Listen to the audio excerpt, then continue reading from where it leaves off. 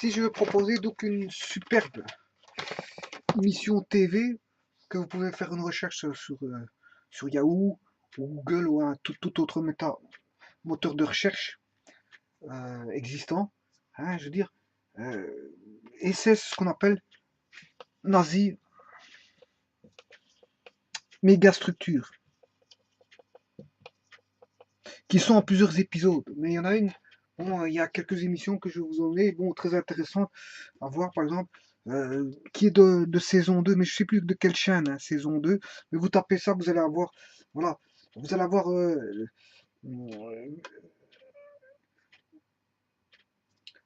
vaisseau, par exemple, vaisseau. Dans les vaisseaux, vaisseau, enfin, vaisseau, je suppose que c'est comme ça, hein, ouais, vaisseau, voilà, vaisseau. Dans les vaisseaux, vous avez le Bismarck, Bismarck, et le Tirpitz, Tirpitz. Voilà. Donc, le Bismarck et le Tirpitz. Donc, nazi mégastructure, ça explique toutes les constructions, les grosses constructions qu'il y a eu, je vais dire, au niveau de l'Allemagne nazie, qui était, je veux dire, bien sûr, tout le monde le sait, je veux dire, comment ça s'appelle ça, un État très raciste. Euh, voilà. Euh, ce qu'il y a, bon, ils ont fait des trucs, je veux dire, de saut au niveau des constructions, et que tout le monde a été quand même ébahi, ébloui par leur structure des mastodontes qui ont été construits, qui ont, je veux dire, au niveau des architectes, au niveau des ingénieurs, etc., des concepteurs, mais qui les ont étonnés par leur nature et leur dimension, leur taille et leur façon d'être construits. Attention qu'ils étaient forts en beaucoup de choses. Les Allemands étaient forts déjà à l'époque, tout comme, je m'excuse, les Japonais. Les Japonais n'ont jamais eu un sursaut, c'est pas vrai, parce qu'ils construisaient déjà en 40-45 des avions. S'ils construisaient des avions, c'est qu'ils étaient déjà une société déjà intelligente, on va dire, hein, parce qu'ils construisaient déjà en 40-40. Donc ils n'ont pas monté la pente dans les années 80, c'est faux. En fait, ils étaient déjà forts dans les années 40-45, c'est les Japonais. Bon, voilà. On construisait des bateaux et des avions, donc c'est pas n'importe quel pays qui construisait déjà à cette époque-là des avions et des bateaux, hein. On retrouvait les grandes nations comme les États-Unis, l'Angleterre qui construisaient des bateaux, les Français, ouais, je veux dire les Espagnols, bon, ils étaient une grande colonie aussi, il faut pas croire, parce qu'on les retrouve, je veux dire, en Amérique latine et dans beaucoup d'autres endroits du monde, ainsi que les Portugais. Bon, voilà. Il y a eu des très grandes nations, hein. Certains ont eu leur déclin, mais il y a beaucoup de pays qui ils étaient forts pendant les années 1800, 1900, ils étaient très forts, hein. Voilà, on a retrouvé par exemple le Japon qui construisait des bateaux, des avions. On a retrouvé l'Allemagne qui construisait des bateaux et des avions, et notamment des structures gigantesques comme je suis en train de vous expliciter ici, qu'il faut aller voir sur YouTube, les émissions de le Bismarck et le Tirpitz. Mais je sais plus c'est de quelle chaîne, ça vient d'une chaîne française, mais je ne me rappelle plus. Voilà. Et on retrouve aussi la SS d'Himmler. Himmler, bon, c'est lui qui a créé les premiers camps de concentration, la SS, et comment est-ce qu'on appelle ça, qui était bien sûr Himmler, qui était un psychopathe, hein, c'était un psychopathe, et je veux dire qui a ramené, je veux dire, le monde, enfin, qui a ramené les Allemands dans dans son idéologie qui était même pas une idéologie, je veux dire, fasciste, mais une idéologie de psychopathe, parce qu'en fait, il voulait tuer jusqu'à 60 millions de personnes, je veux dire, faire une épuration ethnique de l'Europe, donc ramener dans les chambres, dans les chambres, enfin comment on appelle ça, là, dans les camps de concentration de la mort, ramener 60 millions de personnes qui étaient venant euh, de toute origine. À cela venait, je veux dire, s'ajouter bien sûr comment on appelle ça, les prisonniers politiques allemands, euh, enfin beaucoup d'autres personnes qui pouvaient venir s'ajouter aux 60 millions de personnes qui voulaient, je veux dire, faire de la race aryenne pure, selon le concept d'Himmler, donc psychopathique d'Himmler. Attention que il voulait en ramener 60 millions, mais il y a une personne qui en a quand même tué 70 millions, c'est Mao Tse-tung, 70 millions. bon, lui, il a la palme. Alors on retrouve aussi Staline qui, bon, je veux dire, lui aussi qui en a tué, je veux dire, je sais pas, une cinquantaine de millions, enfin bref. Bref, on retrouve des psychopathes, je veux dire, au niveau de la Terre, il y en a eu quand même quelques-uns qui ont fait qu'ils ont créé des tueries de grande masse, hein, des tueries de grande masse. Voilà.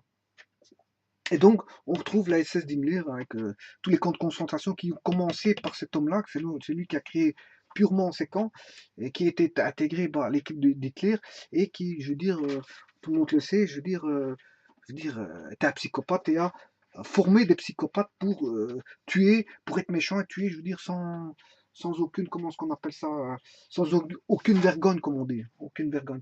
Donc, en fait, il se privait pas pour, je veux dire, former du personnel qui soit méchant et tuer, euh, voilà, pour tuer tout ce qui ne leur ressemblait pas. Voilà. Et donc c'est une forme de psychopathie parce que c'est tuer, je veux dire, déjà quand on en tue 1, 2, 3, 4, mais c'est un tueur en série, mais là, en tuer 60 millions, c'est plus qu'un tueur en série, c'est un tueur de masse, je veux dire, c'est un tueur de masse avec une idéologie, je veux dire, néfaste, nauséabonde, mais il va ramener 60 millions de personnes dans des camps pour je veux dire, les exterminer un par un. Voilà. Bon, au début, les camps, ils servaient, je veux dire, pour, comment est-ce qu'on appelle ça? Les premiers camps qu'ils fabriquaient, bon, le premier était à Munich, je ne me rappelle plus.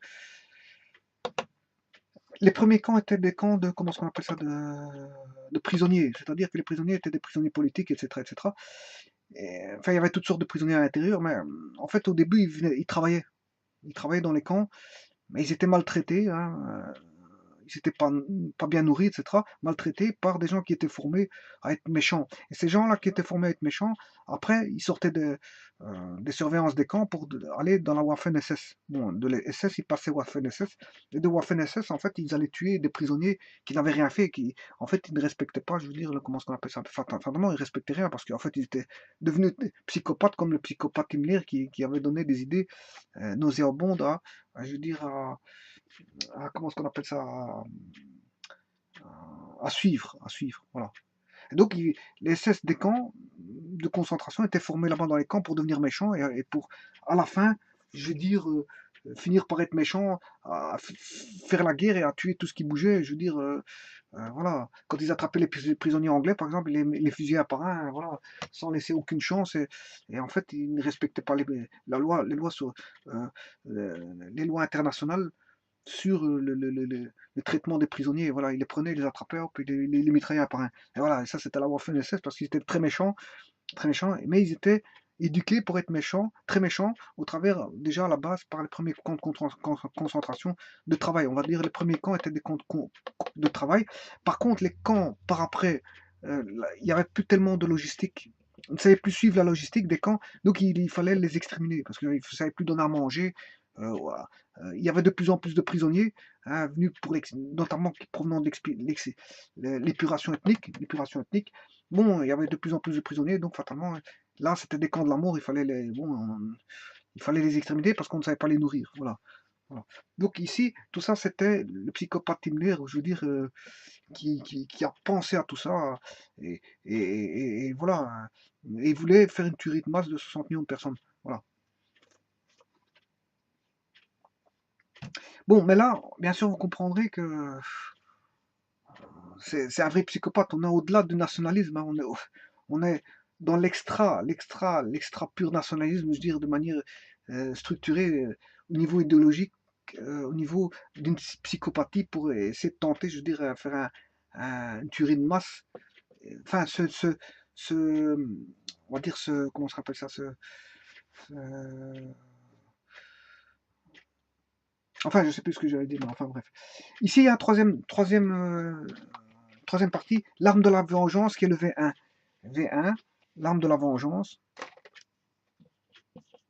Toujours dans les nazis mégastructures, hein, l'arme de la vengeance. Et si vous tapez le V1, ben voilà, le V1 a été construit bon, par des personnes, je veux dire, un qui était dans l'aviation, c'était des ingénieurs, un qui était dans l'aviation et l'autre qui était dans comment on appelle ça, je sais plus quoi. Enfin bref, le V1 était une arme, je veux dire, le premier drone, on va dire le premier drone, et en fait, le V1 et V2 étaient le premier drone et première fusée qu'on en ait connaît, d'ailleurs, les gens ont pris les plans du V1, V2 pour développer les fusées qui montent dans l'espace. Voilà, qui montent dans l'espace. Et donc, tout ça pour vous dire que le V1, bon, a été développé par des ingénieurs déjà dans les années 40, 39, 40, déjà au début de la guerre, hein, ils voulaient déjà une arme comme ça. Mais après, à un moment donné, quand l'aviation allemande était condamnée par rapport au rapport de force de l'aviation anglaise qui maîtrisait tout dans les airs. Hein, les Anglais avaient les radars, la performance des aviateurs qui venaient de Pologne, qui venaient d'Angleterre, qui venaient un peu partout. L'aviation anglaise, c'était des pilotes qui venaient d'un peu partout, hein, qui avaient une rage, je veux dire, de l'Allemagne nazie et qui venaient piloter donc les avions anglais et les avions anglais étaient bon, très forts dans comment on appelle ça, la prise de photographie et l'analyse de photos, je veux dire, au sol. Ils n'avaient pas encore à ce moment-là les satellites, mais ils pouvaient voir, je veux dire, pas mal de choses au sol. Voilà. Et alors les Anglais, bon, avaient la maîtrise des airs. Et en fait, l'Allemagne a été vaincue, je veux dire, au travers, je veux dire, de comment on appelle ça, de, de la maîtrise des airs par l'Angleterre et puis bien sûr par les équipes anglo-américaines. Mais surtout, c'est surtout les Anglais qui étaient, je veux dire, à la base de. Mais les Anglais ont toujours été forts au niveau naval, mais comme ils se sont fait avoir au niveau naval par les sous-marins allemands, la bataille des mers a été gagnée par les Allemands, mais après la bataille des airs a été gagnée par l'Angleterre, on va dire. Et que la bataille des airs, ben, il faut gagner la bataille des airs pour commencer à gagner la bataille de terre. Voilà. Donc, il y a la bataille des mers gagnée par les Allemands, la bataille ouais, parce que tous les bateaux anglais pouvaient plus circuler pour faire du commerce parce qu'ils étaient bombardés par les bateaux. D'ailleurs, ici, on voit bien le Bismarck. Hein, le Bismarck et le Tirpitz, c'était là, je crois que c'était un sous-marin, le Bismarck, et là, le Tirpitz, je crois que c'est un super bateau, je veux dire, très costaud. Et je veux dire, bon, les bateaux, et surtout les sous-marins, bon, canarder, je veux dire, n'importe quel bateau commercial qui venait d'Angleterre. Bon, c'est pour créer un bateau qui dure, je sais pas, la construction va durer 1 an. On construit un bateau et puis qui se fait couler en 5 minutes. Bon, je veux dire, à un moment donné, on se pose des questions, comment ça va rapport d'envoyer des bateaux, parce que ça sert à rien de construire des bateaux qui durent 1 an pour se les faire couler en 5 minutes. Donc, voilà. Donc la bataille des mers a été perdue par les Anglais, mais la bataille de terre, fatalement, là, il y a eu plusieurs types de batailles de terre. Hein, mais sur Terre, bon là, il y a eu comment on appelle ça, les principales batailles sur Terre, mais entre eux, il y a eu toutes des formes de batailles sur Terre. Bon, les Allemands ont gagné beaucoup de batailles sur Terre, mais après, quand il y a eu les fameuses grosses batailles sur Terre, comment on appelle ça, comment on appelle ça, je sais pas moi, il y a eu en mer le débarquement, voilà, le débarquement à partir de la mer vers les terres, qui était la bataille des terres. Vient un débarquement de soldats au sol, on va dire au sol. Au sol, ça veut dire au niveau de la terre. Eh bien, là, à ce moment-là, bon, ils ont perdu les grosses batailles au sol, notamment celles venant de Russie et celles venant comment on appelle ça, de- du nord de la France. Du nord de la France, provenant des forces internationales qui ont, je veux dire, fait reculer les forces allemandes, je veux dire, très très loin. Voilà, vers l'Allemagne. Ils sont même rentrés en Allemagne d'ailleurs.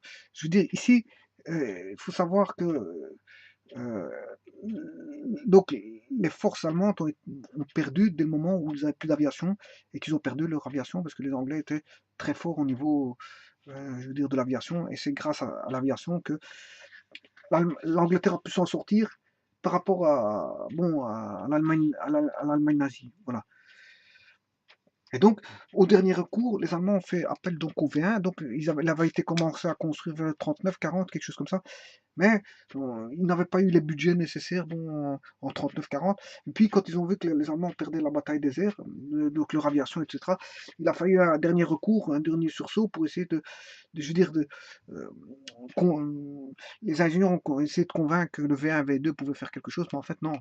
Je veux dire, les pistes comment ça s'appelle ça, des V1 étaient systématiquement photographiés, pris, analysés, ils étaient bombardés, donc en fait, ils ne servaient à rien. Ils arrivaient à en envoyer quelques-uns, et puis après, c'était fini parce qu'ils étaient d'office bombardés au niveau des sites.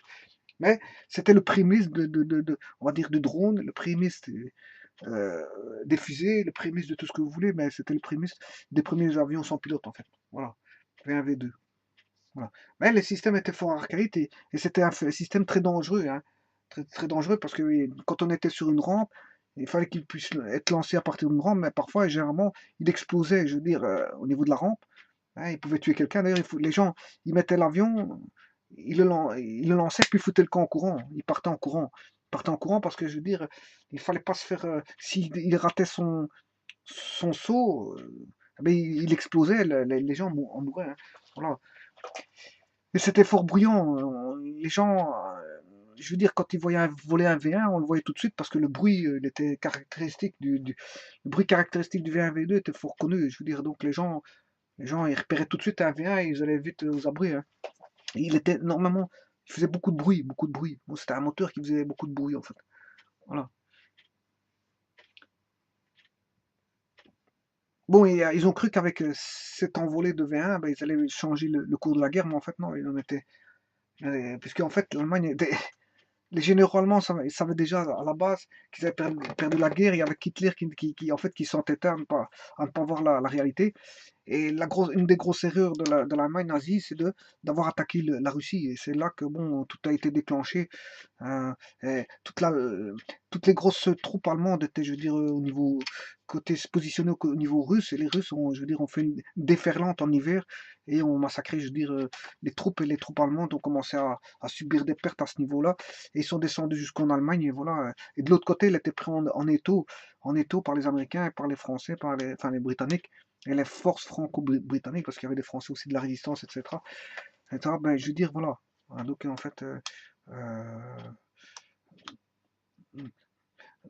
la puissance de l'Allemagne en 39-40 était telle que, bon, ils avaient la main mise, mais par après, bon, ils ont perdu cette main mise du fait, de, je veux dire, de toute leur grossière erreur de ça, de pouvoir être, comment est-ce qu'on appelle ça, d'avoir pensé être les plus puissants d'Europe, alors que généralement, on n'est jamais très puissant.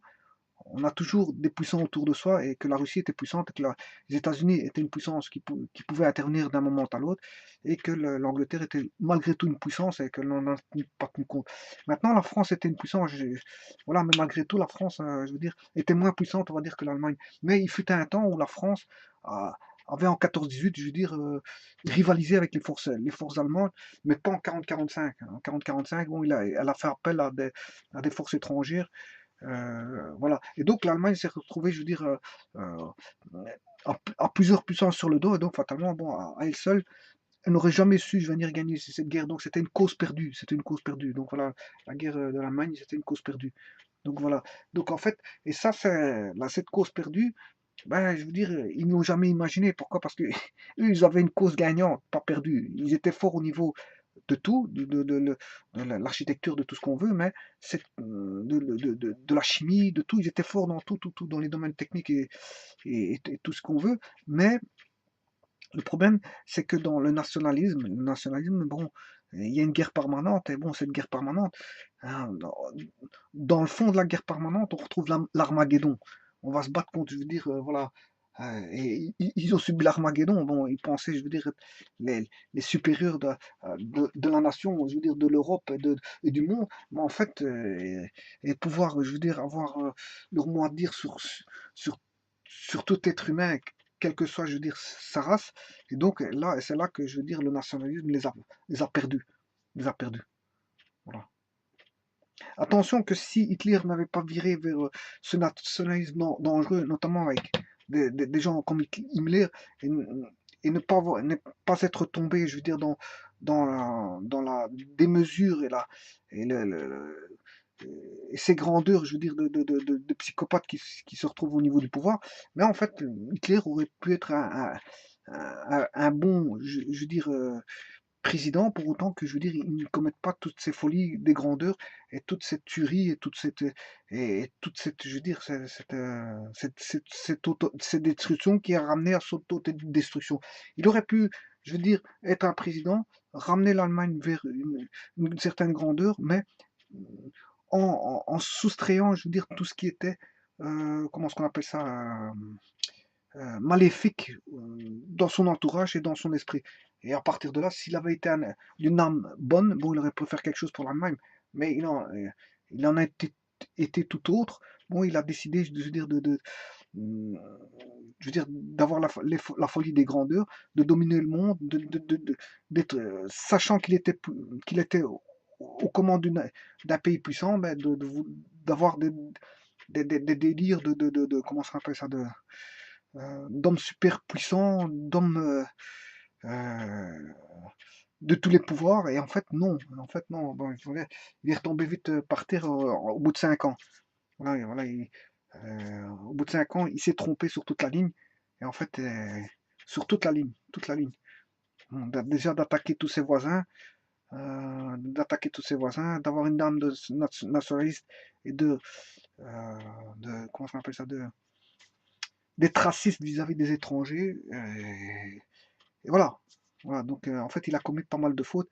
S'il n'avait pas commis ces fautes-là, qu'il serait resté un homme serein euh, euh, au niveau de la présidentielle, un homme serein, un homme avec beaucoup euh, d'esprit, je veux dire, comment on appelle ça, d'amitié, et de concorde, et euh, d'amitié, de concorde et d'hospitalité. Voilà, il aurait pu ramener l'Allemagne vers un point, je veux dire, plus positif que ce ne l'a été en 40-45. Voilà. Mais il a voulu un rapport de force avec des pays, ben, il a trouvé ce rapport de force, mais en fait, c'est les plus forts qui ont gagné. Bon, voilà, il a perdu la guerre. Voilà. Donc, en fait, c'est ce que je vous demande d'aller voir, c'est l'arme de la vengeance, le V1. Bon, peut-être qu'il y a le V2 aussi, en tout cas, il y a le V1. Il y a le Bismarck et le Tirpitz. Tirpitz, c'est Tirpitz. Et il y a le SS de Himmler, hein, bon, je veux dire, ce fameux psychopathe-là, on n'en dit pas que c'est dans cette émission-là que c'est un psychopathe, mais en fait c'est un psychopathe parce que, imaginez-vous 60 millions de personnes, tuer 60 millions de personnes comme l'a fait Mao Tse-tung, hein, toutes des familles, on viendrait vous chercher dans une des familles parce que vous êtes, ah, je veux dire, vous avez une culture étrangère ou je sais pas quoi, vous n'êtes pas de race aryenne, on vient vous chercher, on vous met dans des camps de la mort parce que vous ne ressemblez pas à des autres, mais ça c'est de la psychopathie, voilà, c'est à coup sûr. Voilà.